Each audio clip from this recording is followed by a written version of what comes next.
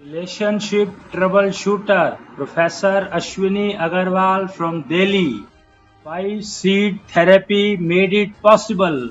Air chip technology given by NLPF system. क्या है सनातनता, क्या है निश्चलता, स्वार्थ की क्या है परिभाषा, हम इंद्रियों पर कैसे पाएंगे काबू, ज्ञान इंद्रियों का क्या है गूढ़ रहस्य, आत्मा का परमात्मा से कैसे होता है योग, क्या है शारीरिक और आत्मिक समस्याओं का समाधान, पंचारखा से मिल जाती है मानसिक व्याधियों से मुक्ति।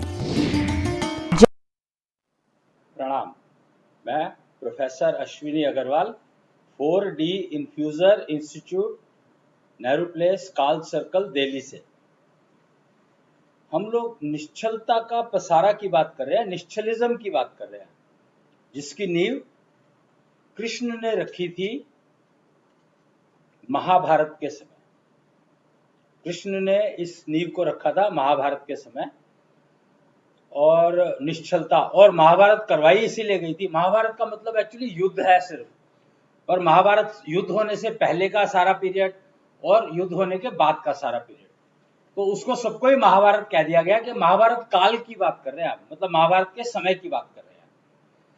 तो महाभारत के समय की, और एक्चुअली जो नींव रखी थी निश्चलता की, वो किसने रखी थी पता है आपको? आप सोच नहीं सकते हैं कि निश्चलता की नींव रखी थी वासुदेव और महाराजा उग्रसेन ने मिलकर के। कृष्ण ने तो इंप्लीमेंट किया था। वही बात होगी कि बच्चा जब गर्भ में आता है तो वो पिता की देन है, लेकिन पालती उसको मां है। इसी तरह से नींव जो रखी थी वो रखी थी वासुदेव ने उग्रसेन की, महाराजा उग्रसेन की देखरेख में, ये कह सकते हैं आप। तो अभी आप सोचो कि उनको क्यों रखनी पड़ी ये नींव, उन्होंने क्यों रखी ये नींव? वसुदेव कुटुंबकम का उन्होंने वो बनाया था, वासुदेव कुटुंबकम का बनाया था उन्होंने, सिलसिला शुरू किया था, और वासुदेव कुटुंबकम तक अब पहुंच चुके हैं हम लोग। वासुदेव कुटुंबकम का मतलब है राष्ट्र, एक टीम। मतलब सिंपल लॉजिक है कि राष्ट्र का, वासुदेव कुटुंबकम का मतलब है राष्ट्र, एक टीम, एक टीम। और वसुधैव कुटुंबकम का मतलब है पूरी पृथ्वी एक टीम। भाई इतना ही तो फर्क है। अगर आप अपने राष्ट्र को ही एक टीम नहीं बना पाए, और अभी तो समस्या क्या है, आज का जो टॉपिक रखा है हमने वो रखा है प्रॉब्लम्स इन लाइफ। कल था प्रायोरिटीज इन लाइफ, आज है प्रॉब्लम्स इन लाइफ। तो हमारी लाइफ में प्रॉब्लम है क्या? तो हमें लगा कि निश्चलता का पसारा शुरू किया हुआ है हम लोगों ने, तो इसकी नींव तो बता दें। तो इसकी नींव रखी थी वासुदेव ने महाराजा उग्रसेन की देखरेख में। और क्या, क्यों रखनी पड़ी उनको ये नींव? क्या आप समझ सकते हैं इस बात को कि क्यों रखनी पड़ी उनको ये नींव? उनको ये नींव रखनी पड़ी इसलिए कि उनका अच्छा वाला जीवन चल रहा था, बढ़िया जीवन चल रहा था, जिंदगी एकदम फर्स्ट क्लास चल रही थी, बिजनेस चल रहा था, व्यापार चल रहा था। पिताजी का, उनके वासुदेव के पिताजी का बहुत बढ़िया कारोबार था, इतना बढ़िया कारोबार था, और वासुदेव खुद इतने बढ़िया इंसान थे, तभी तो महाराजा उग्रसेन ने उनको अपना दामाद चुना था। वो तो महाराजा थे, और ये महाराजा थोड़ी थे, वासुदेव तो एक व्यापारी के पुत्र थे। हाँ, सबसे धनवान व्यापारी थे वो उस समय में। वासुदेव के पिता सबसे धनवान व्यापारी थे पृथ्वी के, पृथ्वी के की बात कर रहा हूं मैं। और महाराजा उग्रसेन तो सारी पृथ्वी के बेस्ट राजा थे ही उस समय के, परफेक्ट राजा। इसलिए तो आजकल महाराजा उग्रसेन का नाम कोई लेता नहीं है, डरते हैं सारे के सारे। महाराजा उग्रसेन, सोचो, नाम भी सोच करके देखो, डरते हैं उससे सारे के सारे। क्यों डरते हैं? और महाराजा उग्रसेन की पुत्री थी, नहीं, महाराजा उग्रसेन की पुत्री थोड़ी हुई, पुत्री का तो पता नहीं, मैं थी तो सही शायद कोई। मैं वासुदेव की बहन की बात करना चाह रहा था एक्चुअली। तो वासुदेव की बहन का मतलब है वासुदेव की सिस्टर जो थी कुंती,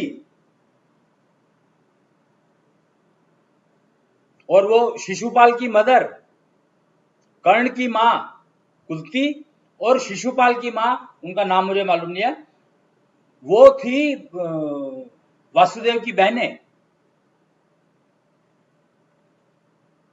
हम बात कर रहे थे छल की, तो वासुदेव का विवाह हुआ महाराजा उग्रसेन के बेटी देवकी से, तो कमी किस चीज की है? कंस बहुत प्रसन्न था, कितना अच्छा जीजा मिला उसको, पर अचानक क्या हुआ? वो तो अच्छा भला विवाह पूरा हो चुका था, कंप्लीट सर्व संपन्न पूरा विवाह हो चुका था, और वो उनको ससुराल छोड़ने जा रहा था अपनी बहन को। ये ना अभी एक पिछले शायद 2-3 साल पहले की बात है, जन्माष्टमी मनाई गई थी वहां पर, क्या जगह है वो, अंबाला में। अंबाला में जन्माष्टमी मनाई थी कृष्ण इष्ट दरबार में। तो उनमें ये कथा दिखाई गई थी कि विवाह तो बढ़िया हुआ, लेकिन विवाह के बाद जब छोड़ने जा रहा था तो आधे रास्ते से वापस ले आया। कारण, तो जब कुच्छल वेद आया और कुच्छल वेद से हमें समझने की कोशिश करी, हमें तुरंत समझ में आ गया कारण क्या था। कारण यह था कि कंस ने समझा, अगर, और कंस को यह समझ में आया कि वासुदेव और देवकी का पुत्र, 8वां पुत्र जो है वो विष्णु का पूर्ण अवतार होगा। यह घोषणा हुई थी ऊपर से,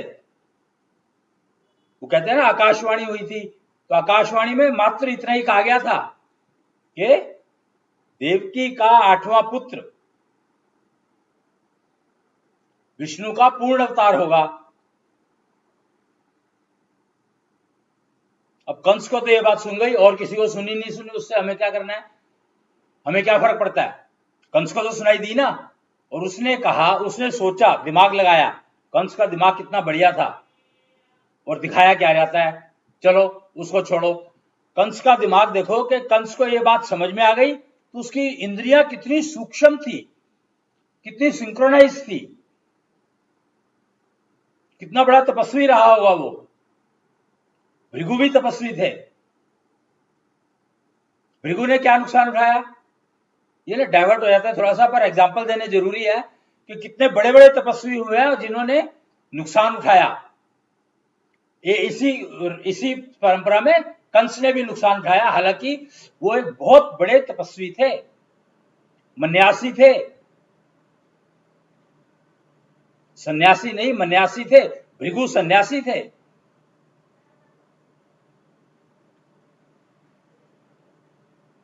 रावण कितने ज्ञानी थे, उनको पता था कि राम जो है विष्णु के अवतार हैं, और इनसे क्या ले सकते हैं हम लोग। ज्ञान तो यही है ना कि वो विष्णु के अवतार आए, तो उनसे हम क्या ले सकते हैं।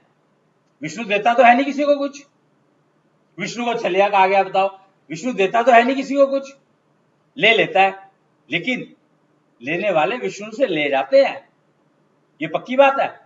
रावण ने लिया, कंस ने लिया,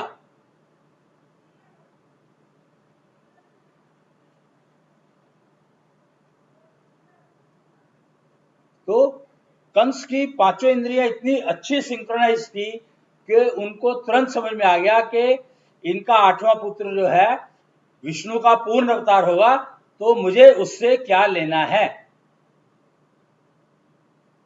और उसके लिए मुझे तैयारी क्या करनी है, जिससे कि मैं मोक्ष चाहता हूं तो मुझे मिल जाए।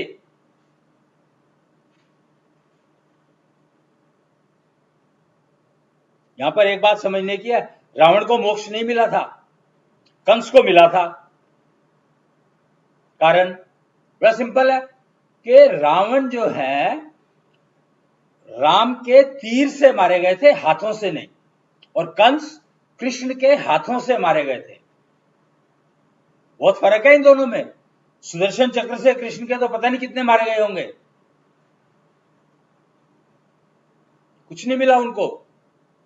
ऐसे ही रावण को तीर से मरने के कारण कुछ नहीं मिला।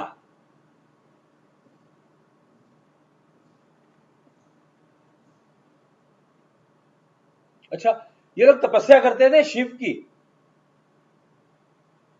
तपस्या शिव की जाती है, जिससे शिव ज्योति जले मेरे मस्तक में,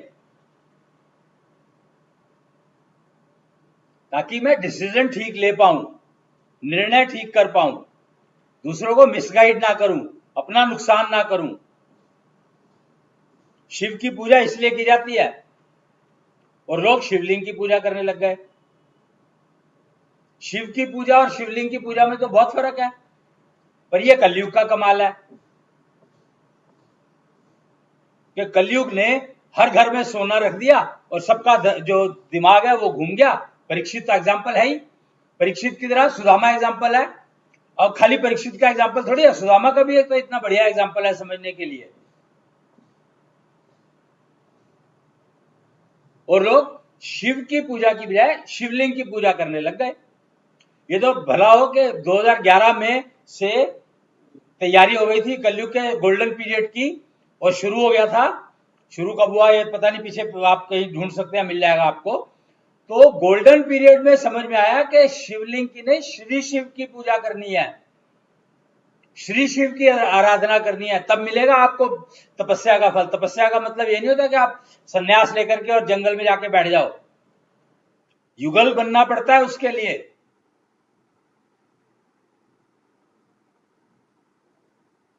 और युगल बनेंगे तो ही आप श्री शिव की तपस्या करेंगे, तो आपको लाभ मिलेगा। पत्नी श्री शिव की तपस्या करेगी, पति अलग से करेगा, तरीके दोनों के फर्क फर्क है, अलग अलग है, समय दोनों का अलग अलग है। फिर देखो आप आपको क्या मिलता है। कहते पूजा करने से कुछ नहीं मिलता, मूर्ति पूजा करने से कुछ नहीं मिलता। भैया मूर्ति पूजा तो होती नहीं, प्रतीकों की पूजा होती है। पूजा तो प्रतीक की होती है।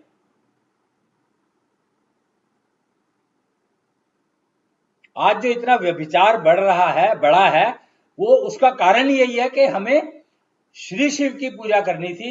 श्री शिव दिखे नहीं, समझ में नहीं आया किसी को, और पता नहीं लगा, इसलिए वो जो चल रहा था पीछे ट्रेडिशन जो चल गया, किसी ने चला दिया, ठीक चलाया गलत चलाया ये नहीं पता, पर किसी ने ट्रेडिशन चला दिया और उसको फॉलो करने लग गए।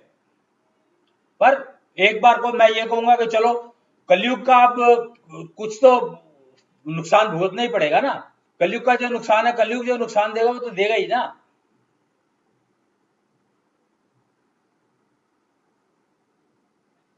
कलयुग के नुकसान से बचने के लिए आपको गोल्ड फ्री, सोने से मुक्त होना पड़ेगा।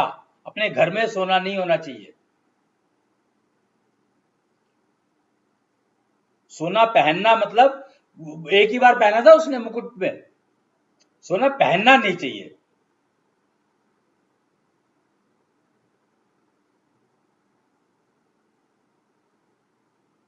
सोना ट्रेडिंग की चीज है, पहनने की चीज नहीं है, इस्तेमाल करने की चीज नहीं है।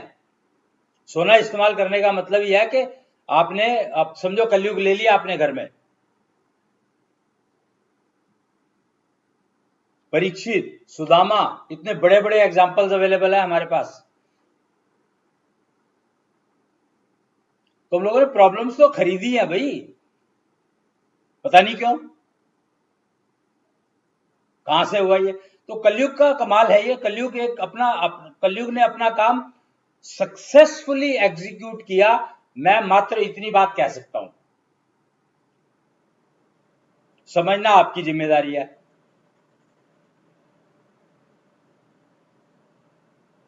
कि कलयुग ने अपना काम बिल्कुल सक्सेसफुली परफेक्ट तरीके से किया। और परीक्षित, क्योंकि देखो परीक्षित जो है वो मृत पैदा हुए थे, उनको जन्म दिया गया, पैदा होने के बाद उनको वो दिया गया, प्राण दिए गए कृष्ण के द्वारा। एम्बेडेड टेक्नोलॉजी, एम्बेडेड नहीं, आर्टिफिशियल इंटेलिजेंस का हाईएस्ट लेवल एम्बेडेड टेक्नोलॉजी है, एम्बेडेड नहीं। शुक्राचार्य की देन है एम्बेडेड टेक्नोलॉजी, और शुक्र के बिना कुछ नहीं चलता। ये बात तो आपको समझ में आई गई होगी। जितनी भी आप जितने रंग देख रहे हो ना प्रकृति में, वो सारे शुक्राचार्य की देन है। आप ये समझ लो मोटा मोटा सारे रंग जो हैं ब्लैक एंड व्हाइट को इंक्लूड करके शुक्राचार्य की देन है सारे के सारे। ये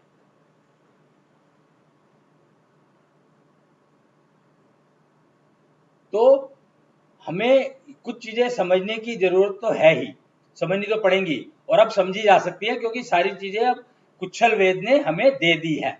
और कुच्छल वेद का जो है, कृष्ण ने ज्ञान समुद्र का मंथन किया था, मक्खन को ज्ञान कहा जाता है, और कृष्ण मक्खन खाते नहीं थे, खाते होंगे मतलब नॉर्मल जो रोटी के साथ खाते हैं, पर ज्ञान समुद्र था वो, मटकी के अंदर मक्खन, पूरा हाथ अंदर दिया हुआ, आप देख सकते हैं इसमें फोटो में। तो हम लोग जो बात कर रहे थे, करनी शुरू की थी, जो टॉपिक है हमारा वो है प्रॉब्लम्स इन लाइफ। कल हमने प्रायोरिटीज इन लाइफ डिफाइन कर दी थी, तो आज हम प्रॉब्लम्स इन लाइफ को समझेंगे। तो प्रॉब्लम्स इन लाइफ में है क्या, या कैसे आती है, कहां से आती है, क्यों आती है।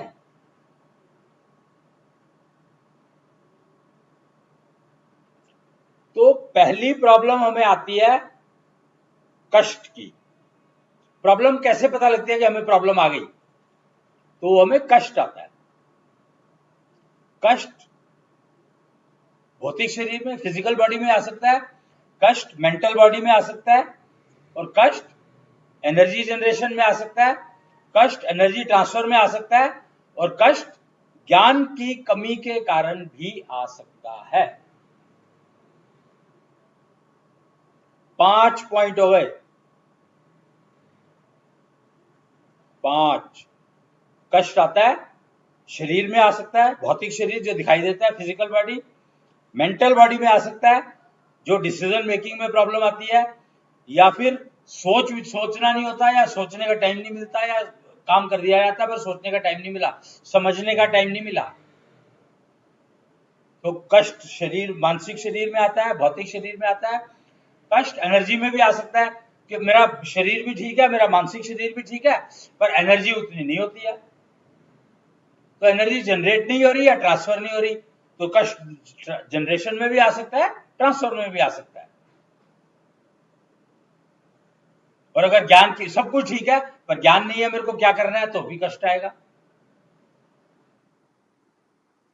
पर मेनली जो कष्ट आता है वो ज्ञान की कमी के कारण आता है। फिर ज्ञान तो आ गया पर उसको इस्तेमाल करना नहीं आया, तो उसके कारण आता है। और ज्ञान भी पूरा है, इस्तेमाल भी पूरा कर रहे हैं, पर पर पर जो उसके लिए इंग्रेडिएंट चाहिए वो नहीं अवेलेबल। तो मेन 3 चीजें हैं समझने की, 3 तरह की मेन प्रॉब्लम है।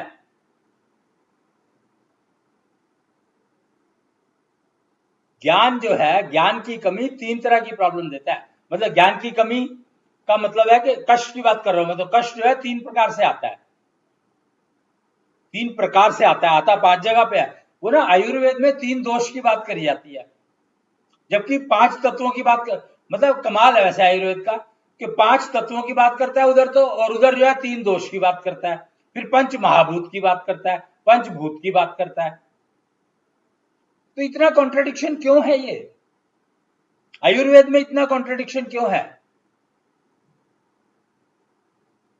तो मैं इसमें समझ का फेर कहूंगा, कॉन्ट्रडिक्शन नहीं है एक्चुअली, ये समझ का फेर है। दोष देखोगे दूसरों के तो आपको दोष ही दिखाई देंगे, अपने दोष दिखाई नहीं देंगे, दूसरों के दोष देखते रहोगे, और अपने दोष देखने का तो समय मिलेगा ही नहीं। पर दोष देखने हैं दूसरों के, अपने अंदर नहीं आने देने। आयुर्वेद वाले दोष तो दूसरों के तो देख लेते हैं, पर अपने अंदर आए या नहीं आए ये नहीं पता लगता। ये सबसे बड़ी समस्या है। तो मैं जो बात कर रहा था, 5 शरीर बताए ना, ज्ञान जो है, ज्ञान की कमी, ज्ञान का उपयोग की कमी, ऊर्जा की कमी, ट्रांसफर की कमी, या मेंटल शरीर की कमी, या भौतिक शरीर में कुछ कष्ट। तो 3 प्रकार का कष्ट है, प्रकार से कष्ट है, जो भी कह लो इसको, मतलब आपको समझने की बात है ये। वही हिंदी में बात कर रहा हूं मैं, तो हिंदी समझने की बात है। कि एक तो ज्ञान की कमी के कारण कष्ट आया, पूरा शरीर ठीक है पर ज्ञान की कमी है, तो मैं भाग रहा हूं इधर उधर। आजकल अगर आप देखोगे तो सिर्फ ज्ञान के लिए भाग रहे हैं लोग। गूगल बाबा ने इतनी हेल्प कर दी आपकी कि आप अगर 10,000 चीजें हैं तो उसमें से कोई 50 ढूंढ के लाके दे देंगे आपको, 50, 500, 5,000 जितनी उनको मिलेंगी, पर उनमें से एक आपको चाहिए तो वो चुनोगे कैसे, ये आपको देखना है। तो गूगल बाबा है या नहीं है कोई फर्क नहीं पड़ता आपकी लाइफ में, कि जो आपको चाहिए, वो कहते हैं ना एरा ऑफ जो दिखता है वो बिकता है। भला ऐसा कभी होता है क्या? अगर मुझे जरूरत ही नहीं है, दिख रहा है पर जरूरत ही नहीं है, तो मैं क्यों खरीदूंगा उसको? तो ये गोल्ड के कारण हुआ है, कलयुग के कारण हुआ है, कलयुग का सोना।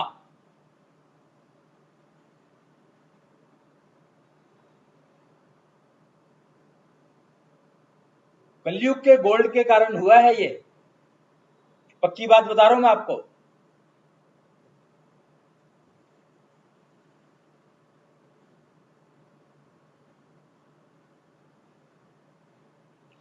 तो आप इस बात को समझे, प्रॉब्लम 3 तरह की कष्ट है। प्रॉब्लम मतलब कष्ट, और 3 तरह से आते हैं। एक तो ज्ञान की कमी, एक उसको ज्ञान पूरा है पर ऊर्जा की कमी, और अगर मान लो ऊर्जा भी पूरी है, ज्ञान भी पूरा है, डिसीजन लेने में प्रॉब्लम, डिसीजन एग्जीक्यूट करने में प्रॉब्लम।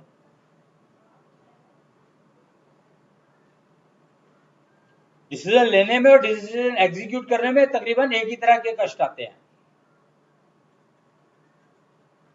ज्ञान ऊर्जा की कमी, एक ही तरह के कष्ट आते हैं, चाहे वो ऊर्जा बन रही है और ट्रांसफर नहीं हो रही, या ऊर्जा बन ही नहीं रही।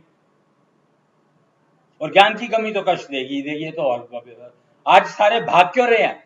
बड़ी से बड़ी गाड़ी, तेज से तेज स्पीड, हवाई जहाज, भागने का कारण ही यही है कि हम ज्ञान ढूंढते फिर रहे हैं।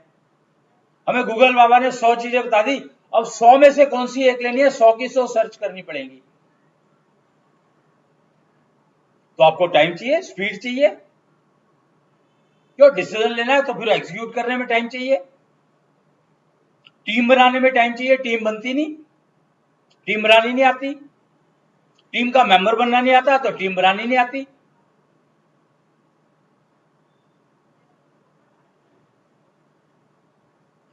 तो प्रॉब्लम 3 तरह के कष्ट इंडिविजुअल को, और क्योंकि ये 3 तरह के कष्ट है तो ये सारे परिवार में, सारे समाज में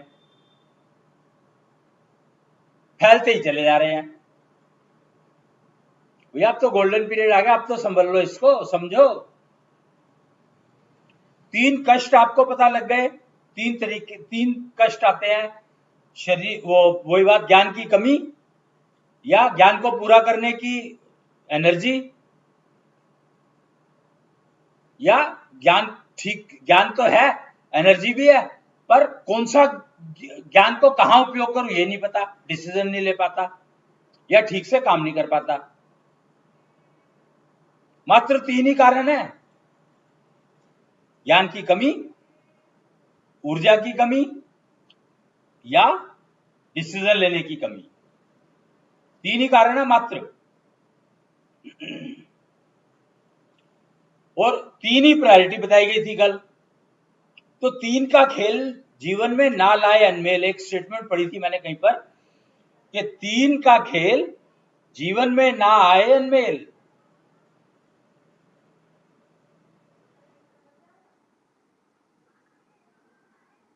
तो हमने ये बात को समझा, प्रॉब्लम्स के कारण समझे, प्रॉब्लम्स के रिजल्ट समझे, और प्रायोरिटी समझ में आ गई हमें, कारण समझ में आ गए हमें, और हमें जो है अब इनके सॉल्यूशंस समझने हैं।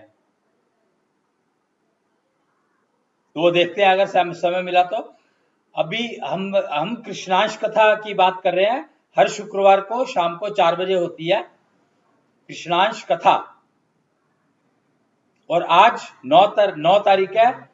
तो आज का दिन जो है हम ज्ञान दिवस के नाम से मनाएंगे। 9 अक्टूबर, पूर्ण ज्ञान।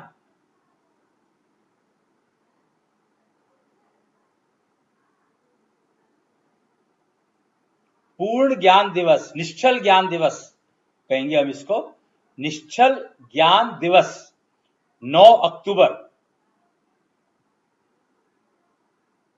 और हम इसमें मेनली ये करेंगे, कोशिश ये करेंगे अब से कि हमें ये समझना है कि हमें ज्ञान की कमी है, सहारा किसी का नहीं लेना है, डिस्कस कर सकते हो, डिसीजंस आपके अपने होने चाहिए।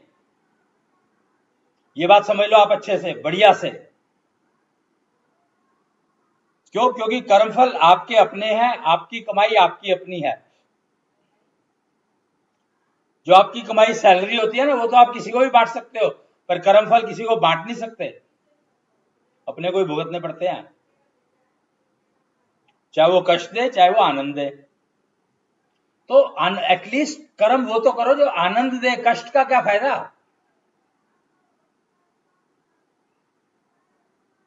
वैसे अगर आपको आनंद मिल रहा है, किसी को तो कष्ट मिलेगा, ऐसा नहीं होता है। अगर आपके आनंद से किसी को कष्ट मिलता है तो जेलिसी फैक्टर काम कर रहा है, यानी आपकी दक्षिणा शील्ड इतनी बढ़िया हो गई है कि सामने वाले को अगर आपसे जेलिसी है तो उसको 10 गुना नुकसान होगा। आपको लगेगा कि आपकी वजह से हो रहा है, ऐसा नहीं है, उसी की वजह से हो रहा है। आपको अपनी शील्ड बस मेंटेन करनी है। तो जो जेलिसी आपसे करेगा उसको 10 गुना नुकसान उसी को होगा, आपको नहीं होगा, किसी भी हालत में नहीं होगा, अगर आप अपनी दक्षिणा शील्ड को मेंटेन कर लेते हैं तो।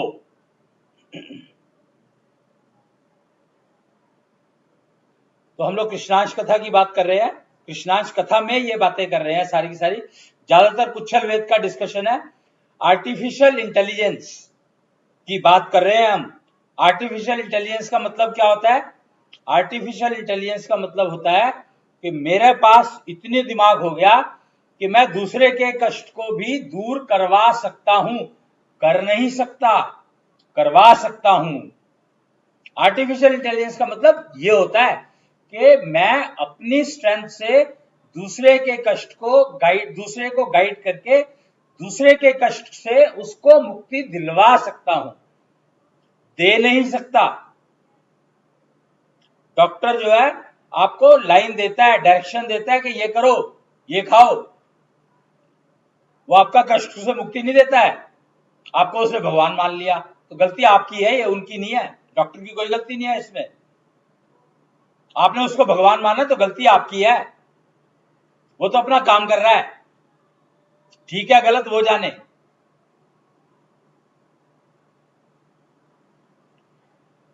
और अगर आप स्पिरिचुअल एंगल से देखें, मतलब मैं आप स्पिरिचुअल ज्ञान के एंगल से देखें, स्पिरिचुअल मतलब ज्ञान, तो ज्ञान के एंगल से देखें तो अगर आपकी वजह से किसी दूसरे को नुकसान होता है तो नुकसान आपको कई गुना होगा। वही बात जेलिसी वाली सिंपल सा रूल है। तो ये बात डॉक्टरों को भी ध्यान रखनी पड़ेगी। डॉक्टर हो, ज्योतिषी हो, कोई भी जो सलाह दे रहा है उसको ये ध्यान रखना पड़ेगा कि वो सलाह का अगर गलत उपयोग हुआ तो नुकसान उसको होगा। तो सलाह देने के तरीके भी सीखने पड़ेंगे, समझने पड़ेंगे। वो कहते हैं हिंदुस्तान में तो जहां पर जाओ वहां से सलाह मिल जाती है आपको, ऐसे नहीं मिल जाती सलाह। ये आपकी कमाई है कि आपको कष्ट था, आपके ज्ञान में कमी थी, उस ज्ञान को पूरा कर। सलाह का मतलब क्या है कि जो ज्ञान की कमी है आप में उसको पूरा करना। टेलीपैथी क्यों चाहिए? उसको बोलने की जरूरत ना पड़े, आपको समझ में आ जाए। तो वो ज्ञान आपको ब्रह्मांड से मिला है, वो ब्रह्मांड में दूसरे का जो दिमाग है वो भी तो ब्रह्मांड का हिस्सा है। जैसे आपका दिमाग किसी ब्रह्मांड का हिस्सा है, ऐसे ही सबका दिमाग ब्रह्मांड का हिस्सा है। तो ब्रह्मांड का हिस्सा है तो आप किसी के भी दिमाग का उपयोग कर सकते हो ना।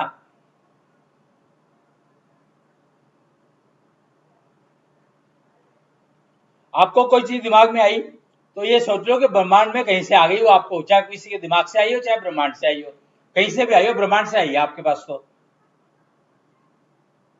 कल्पना भी नहीं कर सकते, वो कर दिया काम। भैया ऐसा नहीं होता है, कल्पना तुम नहीं कर सकते थे, वो तो कर सकता था। सत्य असत्य, हमने जब सत्य असत्य को नहीं समझा, सच और झूठ में फंस गए। सत्य असत्य तो एक सत्य की बात कर रहे हैं, और सच और झूठ जो है वो पता नहीं क्या बात कर रहे हैं। सत्य असत्य का मतलब है अगर मैं समझ गया तो सत्य, अगर मैं नहीं समझा तो असत्य। मेरे लिए असत्य, पर चीज तो सत्य ही है, जो कहा है उसने वो सत्य ही है, पर मैं नहीं समझा। और उसने अगर असत्य बात, गलत बात आपको असत्य बता करके कह दी तो आप क्या कर लोगे? अदालतों में देखो जाके क्या होता है। सबूत के ऊपर रहते हैं, सबूत देने वाले जो वो विटनेस है, आई विटनेस की प्रेफरेंस दी जाती है। और आई विटनेस अगर गलत बोल दे तो,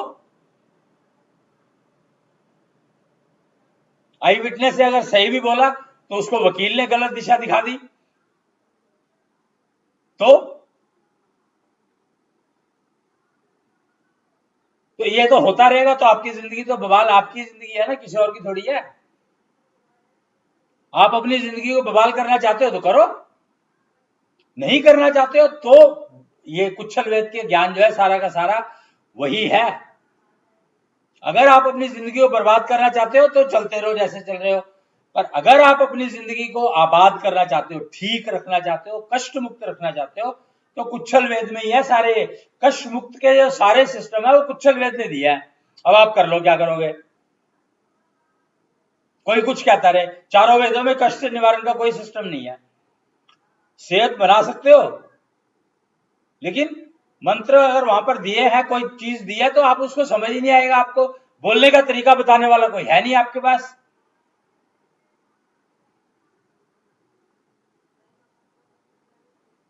प्रोनाउंसिएशन में ही आप मर के रह जाओगे। अब जो नई पॉलिसी आई है, एजुकेशन पॉलिसी आई है, उसमें मातृभाषा पर जोर दिया गया है। कारण बहुत ही साधारण सी बात है भाई, मातृभाषा अगर आपको नहीं आती है तो आपकी जिंदगी तो वैसे ही बेकार हो गई। 9 महीने पेट में रह के तो आपने मातृभाषा सुनी, समझी, बाहर आके आपको दूसरी भाषा पढ़ाने लग गए, तो आपकी तो जिंदगी खराब हो ही गई समझो। जो कुछ जो ज्ञान आपको गर्भ में मिला था वो सर्वोत्तम ज्ञान होता है। पेरेंट्स अगर थोड़ा सा ध्यान रख लें वातावरण का, तो बच्चा एक तो स्वस्थ पैदा होगा और दूसरा ज्ञानवान होगा। पक्की बात है ये। डिवाइन चाइल्ड डिलीवरी का पहला सिद्धांत है ये, फर्स्ट प्रिंसिपल, कि पेरेंट्स को जब बच्चा गर्भ में आया है तो उनको किस तरह की बातें करनी है, क्या करना है। अभिमन्यु के केस में बताया गया ये अच्छे से। और लोगों ने खाली चक्रव्यूह को वो तो समझ लिया कि चक्रव्यूह तोड़ना आ गया, उसको भेदना आ गया, बाकी बातें नहीं समझ में आई। अरे उसको 9 महीने में पता नहीं क्या क्या सीखा उसने। अर्जुन इंद्र के पुत्र थे और सुभद्रा कृष्ण की बहन थी, कृष्ण की बहन।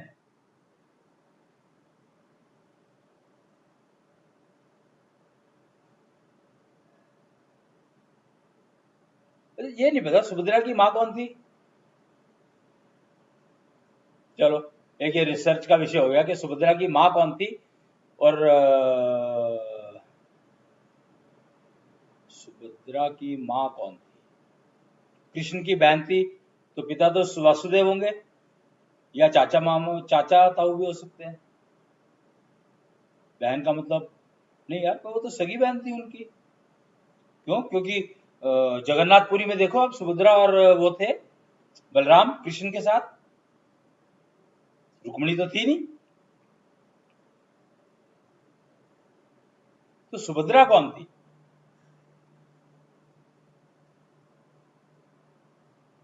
चलो, ये भी रिसर्च का विषय है। तो हम प्रॉब्लम्स की बात कर रहे थे कि लाइफ में प्रॉब्लम का मतलब कष्ट होता है। ये बात सिंपल से समझ लो कि प्रॉब्लम का मतलब कष्ट, और कष्ट आते हैं ज्ञान की कमी से, या ऊर्जा की कमी से, या गलत काम के चुनाव से। यानी जो काम मेरे को करना है उसके डिसीजन के उपलक्ष्य में।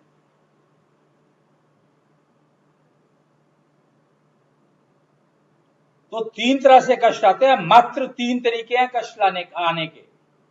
ज्ञान की कमी, ऊर्जा की कमी या डिसीजन लेने की कमी। तो ये 3 तरह के कष्ट से बचा जा सकता है। कोई मुश्किल काम है ही नहीं। आप ज्ञान जो है इकट्ठा करने की कोशिश मत करो। लोग क्या करते हैं, ज्ञान इकट्ठा करने लगते हैं कि पता नहीं कब काम आ जाए। तो ये सरासर अपने साथ ज्यादती है, गलत है। इकट्ठा करना बेकार है। कर्ण का एग्जाम्पल देख लो कि कर्ण को सारा ज्ञान था, सूर्य का पुत्र था, पर उसको श्राप मिला हुआ था कि अब इसको श्राप ही कहोगे ना, कि जब आपका ज्ञान आपके समय पे काम ना आए तो उस ज्ञान का फायदा क्या। आपने कूड़ा इकट्ठा किया सारा। और कर्ण को तो प्रॉब्लम इतनी हुई कि उसको दुर्योधन का साथ देना पड़ा, ना चाहते हुए भी, ना चाहते हुए भी।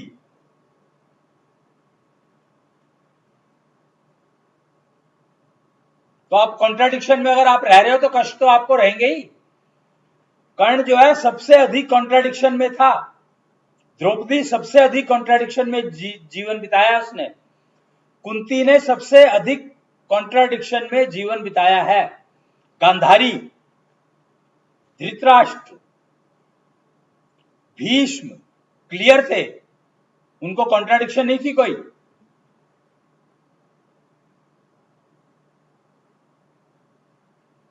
दुर्योधन क्लियर था, उसको कोई कॉन्ट्राडिक्शन नहीं थी। शकुनी वो बिल्कुल क्लियर था, उसको कोई कॉन्ट्राडिक्शन नहीं थी। पर फिर उनके साथ ये हुआ और उनके साथ ये हुआ कैसे? क्योंकि उन्होंने कार्य गलत चुना था, काम करना गलत चुना था, डिसीजन मेकिंग उसकी जो है गलत थी। उनको ज्ञान था, ऊर्जा थी, पर डिसीजन मेकिंग गलत थी।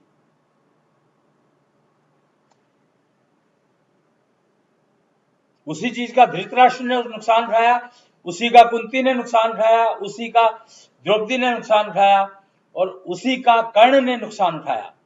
दुर्योधन ने कोई नुकसान नहीं उठाया। हाँ, गलत डिसीजन का नुकसान तो उसको भी उठाना ही पड़ा। यस, शकुनी।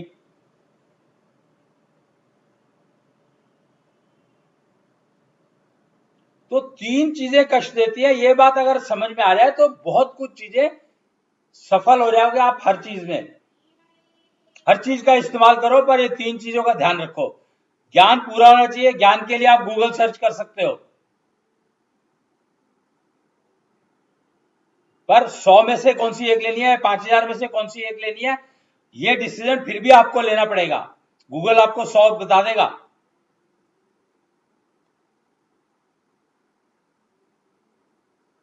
ये डिसीजन फिर भी आपको लेना पड़ेगा कि 100 में से कौन सा एक।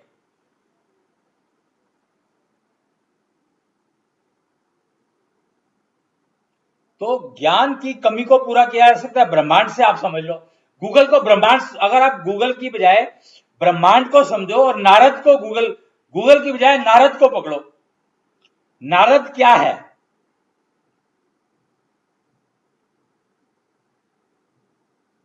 नारद है आपको ज्ञान ला के देने का सिलसिला।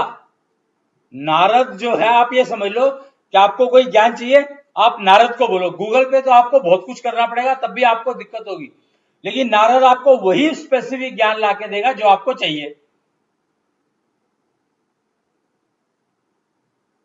तो अगर आप नारद से इंटरेक्शन शुरू कर दो गूगल की बजाय, तो आपको गारंटी है कि आपको वही ज्ञान मिलेगा जो आपको चाहिए उस समय में। कष्ट तो आएगा ही नहीं फिर। अब ये नारद को कैसे, नारद का मतलब क्या हुआ कि नारद को मैं इंटरेक्ट करूं? नारद को कैसे? गूगल तो मैं कीबोर्ड पे डाला और हाँ, तो एम्बेडेड का ज्ञान यही है। Embedded of artificial intelligence, AI of embedded, यही है कि वो आपको नारद से कांटेक्ट करा देती है। कैसे? कृष्णांश को हवा की ऊर्जा कहा जाता है। Natural source of energy in air is named Krishnansh. अब एयर को आप चिप की तरह से यूज कर सकते हो, एयर मॉलिक्यूल्स। एयर चिप की बात करी जाती है। एक एयर चिप करके एक नई टेक्नोलॉजी है, लेटेस्ट टेक्नोलॉजी है। मतलब हवा के मॉलिक्यूल को चिप का इस्तेमाल करना। चिप की इलेक्ट्रॉनिक चिप होती है, वो दिखती है। एयर चिप दिखाई नहीं देती आपको, इतनी माइन्यूट होती है, इतनी छोटी होती है, इतनी सूक्ष्म होती है। तो और एयर चिप का निर्माण आपको खुद करना होता है, खर्चा भी कुछ नहीं है। और एयर चिप का निर्माण करना सीख लो तो आपकी जिंदगी में से शारीरिक कष्ट तकरीबन, मेंटल कष्ट तकरीबन, ऊर्जा जनरेशन के कष्ट तकरीबन खत्म। सिर्फ ज्ञान की कमी वाला कष्ट रह जाता है, बाकी सारे कष्ट पूरे हो जाते हैं। एयर चिप जब बनने लग जाती है तो आपको ज्ञान वही मिल जाएगा। एयर चिप जो है उसको नारद कहा गया है।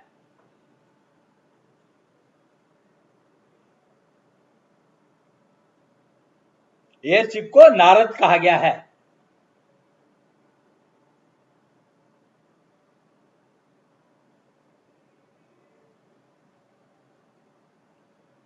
तो प्रॉब्लम सॉल्विंग के लिए आपको एयर चिप बनाना सीखना होगा। वो आप सीख सकते हैं, कोई मुश्किल काम नहीं है, पर मेहनत है। कहते हैं ना, मेहनत करोगे तो मेहनत जो है दुनिया बदल सकती है। आपकी दुनिया, ये नहीं दुनिया बदल देगी, आपकी दुनिया बदल सकती है।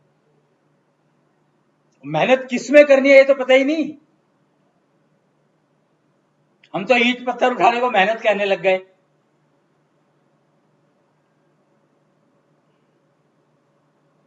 मेहनत करनी है। एयर चिप डिजाइन करने में जो मेरे को डिजाइन करनी है अपने लिए, और वो एयर चिप मेरे लिए क्या करेगी, एक तो मेरे एनर्जी लेवल को बिल्कुल मेंटेन रखेगी, एनर्जी जनरेशन, एनर्जी ट्रांसफर को, और डिसीजन लेने की कैपेबिलिटी को बिल्कुल परफेक्ट रखेगी, कर्मेंद्रियों को बिल्कुल सही रखेगी, दशांत चक्र बिल्कुल सही चलेगा, ट्रिपल सी चक्र औरतों में होता है जो फीमेल्स में होता है वो बिल्कुल सही चलेगा, और दशांश चक्र बिल्कुल सही चलेगा। 3 चक्र है, 3 ज्ञान, 3 चक्र, 3 प्रायोरिटीज। तो आप ये समझो कि जो दशांग चक्र है वो तो है आपके लिए ज्ञान, ज्ञान को, काम को एग्जीक्यूट करने के लिए दशांग चक्र। दशांग चक्र जो है आपको जो भी कोई काम करना है उस काम को एग्जीक्यूट करने के लिए डिसीजन मेकिंग और डिसीजन इंप्लीमेंटिंग का काम जो करने के लिए जो चाहिए वो है दशांग चक्र से पूरा होता है। और ज्ञान की कमी पूरी करने के लिए दशांश चक्र है। दशरथ जो थे ना, दशानन कहा गया उनको, 10 दिशाओं का ज्ञान।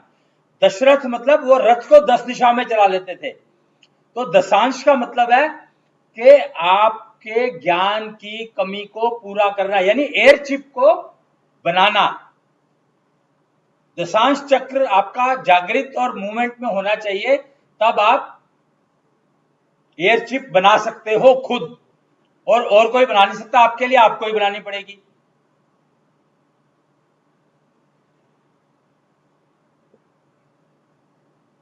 ये तो दोनों में है, स्त्री और पुरुषों में। स्त्री को एक और चक्र दिया गया है, ट्रिपल सी चक्र, और पुरुष को भी एक और चक्र दिया गया है, पर उसकी बात अभी हमें मेरे ख्याल से ऊर्जा जनरेशन के लिए है वो, तो उसकी बात अभी मैं नहीं कर रहा हूं, उसकी बाद में करूंगा। क्योंकि दशांश चक्र बहुत इंपॉर्टेंट है, वो दोनों जेंडर्स के लिए है। और ट्रिपल सी चक्र जो है वो खाली फीमेल्स में होता है, उनके रिप्रोडक्शन सिस्टम को मेंटेन करने के लिए।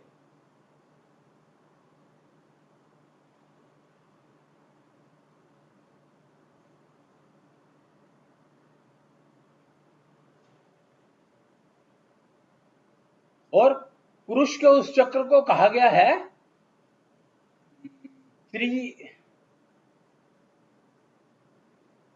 त्रिचक्र। हाँ, त्रिचक्र, वो ब्रह्मा विष्णु महेश 3 थे ना, तो 3 का नाम नहीं समझ में आ रहा था मेरे को। त्रिचक्र है, शायद बात हुई है इसके बारे में पहले भी, मुझे ध्यान नहीं है। त्रिचक्र है एक, त्रिचक्र जो पुरुष के लिए है, उसके रिप्रोडक्शन सिस्टम को मेंटेन करने के लिए।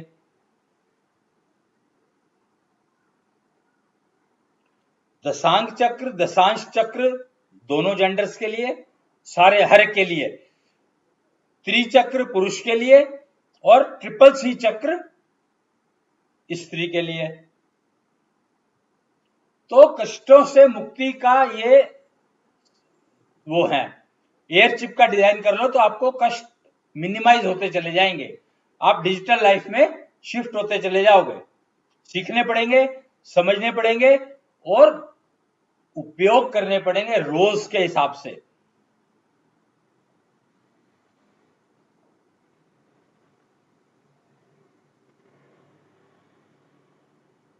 महंगे है, सीखने में भी कॉस्ट बहुत ज्यादा है, ये समझ लेना आप इस बात को। ये मत समझना कि अरे ये तो ज्ञान की बात है तो फ्री हो जाएगी, कोई चक्कर नहीं है, सबसे महंगा है।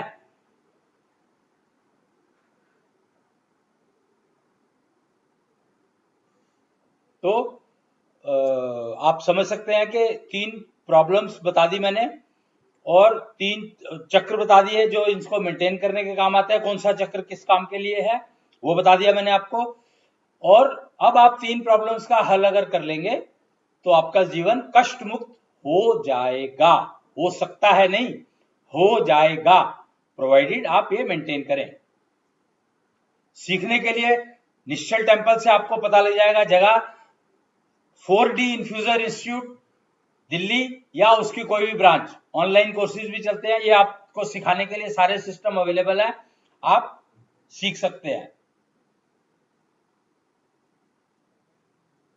अश्विनी कुच्छल यूट्यूब पर आप समझ सकते हैं कि वीडियोस देख सकते हैं, कृष्णांश कथा के नाम से मिल जाएंगे आपको ये वीडियोस, तो आप देख सकते हैं। आज के लिए इतना ही, बाकी अगले उसमें बातचीत की जाएगी। अब काफी समय हो गया है और मेरे ख्याल से बाकी अगले सेशन के लिए रखते हैं कुछ।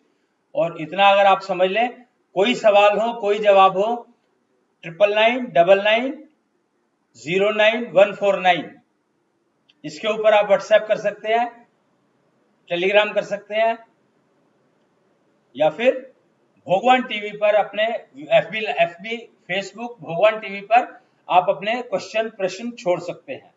तब तक के लिए प्रणाम।